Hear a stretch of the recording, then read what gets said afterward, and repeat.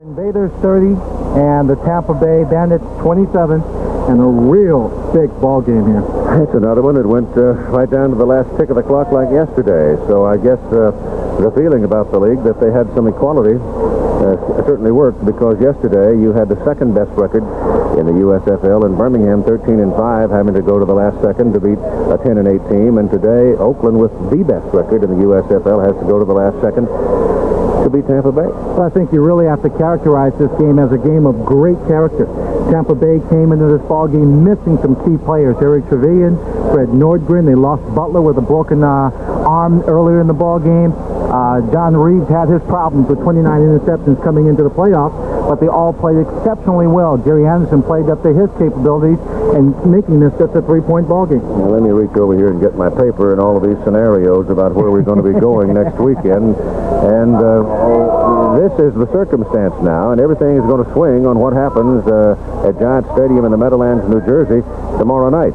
If New Jersey should win, is that the way that's made up?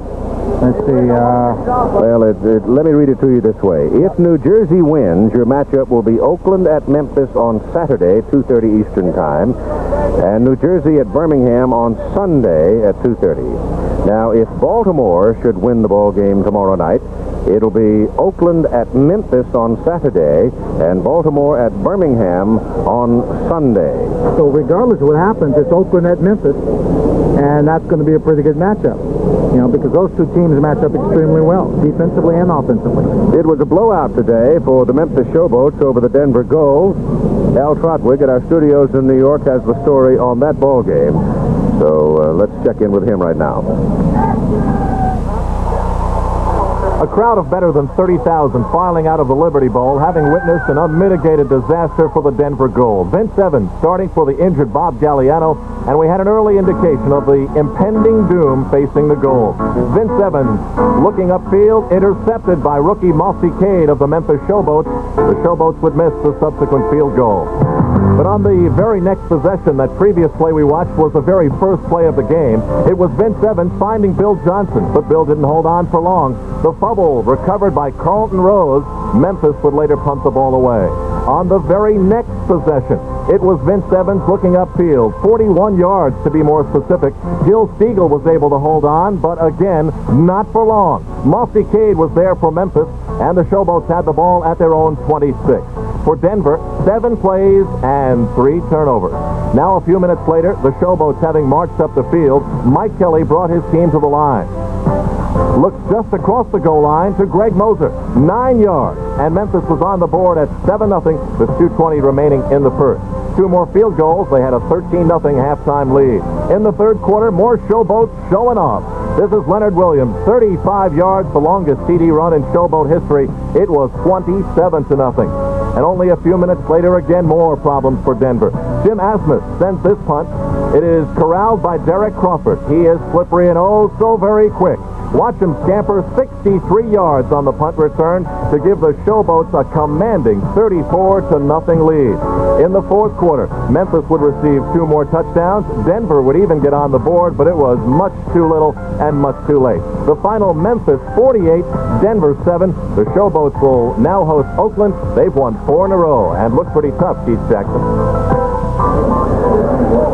All right, Al, thanks very much. And as you know, if you've been watching, 30-27, Oakland winning here. Let's join Tim Brandt now as he talks with Anthony Carter. Thank you very much, Keith. And AC, I know you had that one in the bag all the way. You never had any doubts, did you? Well, we just tried to come out and didn't want to make any mistakes. You saw we made a lot of key mistakes. The defense gave us the ball in good field position. We didn't capitalize on it, and kind of hurt us. Just a year ago, we were talking with Novo and Bobby Hebert about the same situation came down. You could have won it last year against Los Angeles and lost it. Oh, yeah, the guys have been in the huddle thinking about deja vu. We've been here before, and we didn't want it to happen. And, Novo, he's a great competitor, and he showed that today. Let's go back now and take a look at the play that you made, the big play that really seemed to turn this thing around against Marcus Quinn, of course, your former teammate here, even as early as this year. Yeah, like we said, it was a combo coverage where Quinn was playing me inside and the other guy was playing me outside. And, we know about Quinn's speed, and we just tried to work on him, and, the post was wide open.